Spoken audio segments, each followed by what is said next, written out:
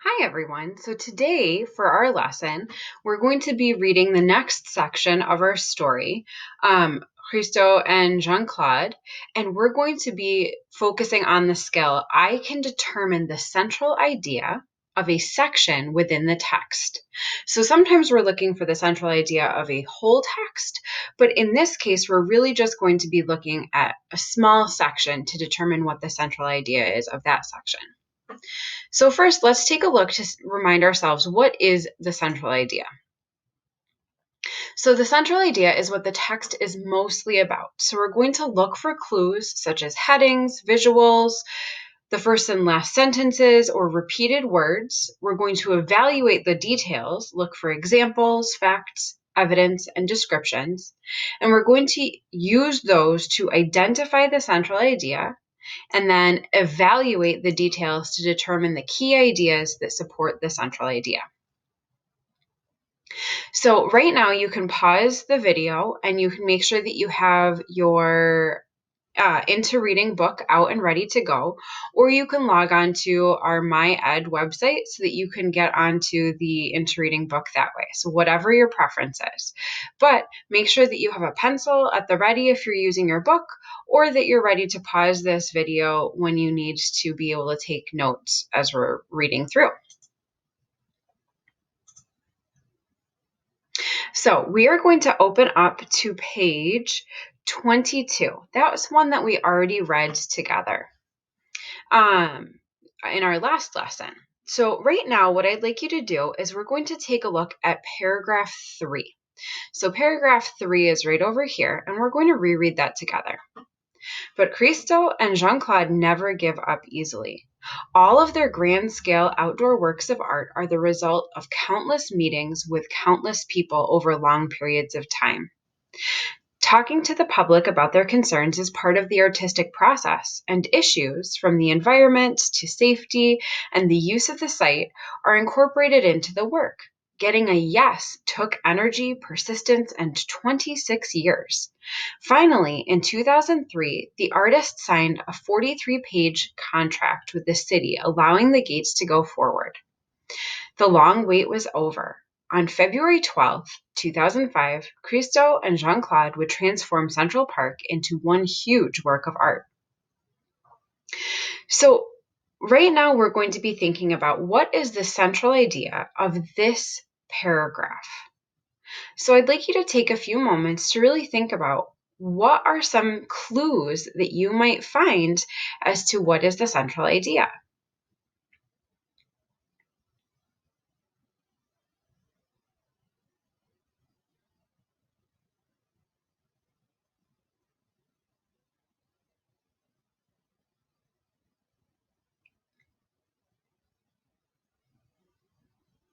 So you might notice as you're rereading this paragraph that Christo and Jean-Claude are people that have persistence and perseverance. They could have just given up on the idea very quickly when there were people who were concerned about the environment. And they could have said, well, yeah, that is a concern. Well, I guess we can't do it. They also could have said that when people were questioning if Central Park was the right site, they could have said, oh, yep, there are people who don't want our artwork in Central Park. I guess we'll give up. So I notice that based on these pieces of information, this paragraph is really trying to get us to understand that Christo and Jean-Claude are people who are never going to give up on their dream.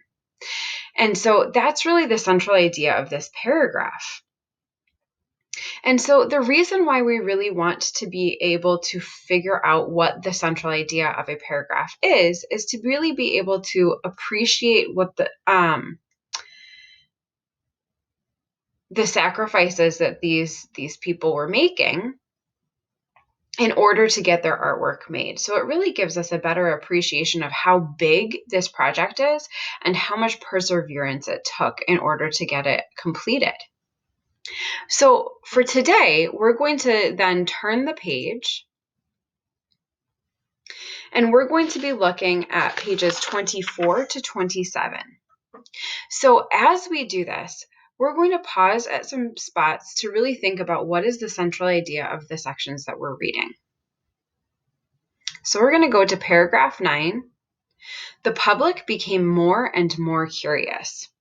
Television and newspaper commentators argued back and forth. It seemed as if everyone had an opinion. Why would these two artists spend millions of dollars to create a gigantic artwork that would remain for only 2 weeks? Was it art? What did it mean? Why did they do it? When questioned, the artists always insist that they make their art to please themselves. Jean-Claude says, artists paint apples because they have the urge to paint apples. And if people like the art, that's a bonus. Now, the Gates would snake through Central Park, offering a fiery burst of color on a bleak winter landscape. It was Christo and Jean-Claude's $20 million gift to their adopted city. You had to be there to see it. You couldn't wait, because in 16 days, it would all disappear. The stage was set for opening day.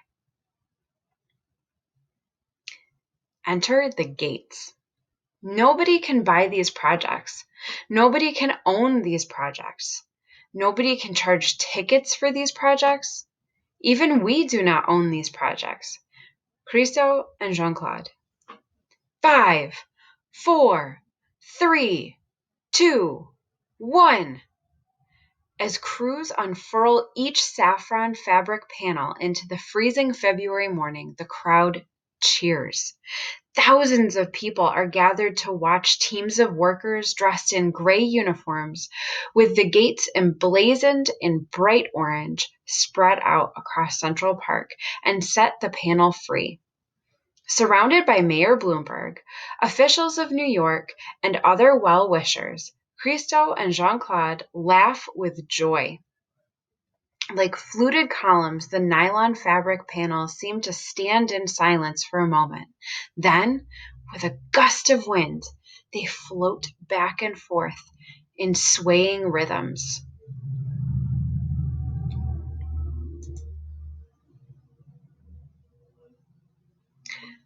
Look at the colors. The light, says Christo. It's like a painting with nature as its canvas. The Gates follows the 23 miles of walkways from 59th Street across from the fabled Plaza Hotel up to the 110th Street in Harlem. It spreads in ripples of brilliant saffron, weaving, circling through the footpaths of the great park, in and out, up and down, crisscrossing and rising. Old linden, oak, and maple trees hover, their bare branches forming skeletal patterns across the blue sky. The New York City skyline rises beyond the park. From grand brick and limestone buildings, the hotels on Central Park South, spectators can get a bird's eye view of the saffron canopies. The artists say they are like a golden river appearing and disappearing through the bare branches. People enter Central Park in a ceremonial way. It is surrounded by a stone wall, says Christo. There are many entrances, each called a gate by the landscape architect, Frederick Law Olmsted and Calvert Vaux, who designed the park. The Gates is a very ceremonial project, a festive project. Once the gates are completely unfurled, a parade of people march through them from one end of the park to the other. The fabric has a dynamic quality, says Christo. All our projects are like living objects. They are in continuous motion all the time, moving with the wind. The weather affects the way we experience the Gates. On some days, the sky is flat and gray, and the fabric panels hang solidly against the dark sky. On other days, the sky is blue and the wind is blowing. The panels flap and wave and seem to glitter in the bright light. Rain, snow, sunshine, Each change in the weather gives us a new view of the work. So when we think about this page, what do we start noticing about the theme of these paragraphs? If we go back to paragraph 17, I start to notice that the artwork seems to mimic nature in its colors, and it sets itself off from the sky.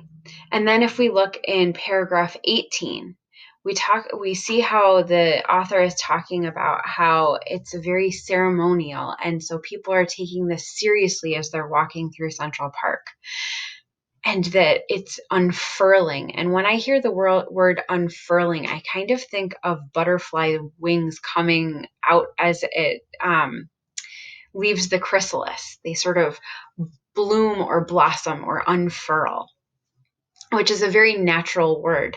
So when we look at the theme of this page, or the central idea, we get the idea that the artists are really trying to mimic nature and make it so that art and nature sort of are joined together. So your job is going to be to go back to page 24.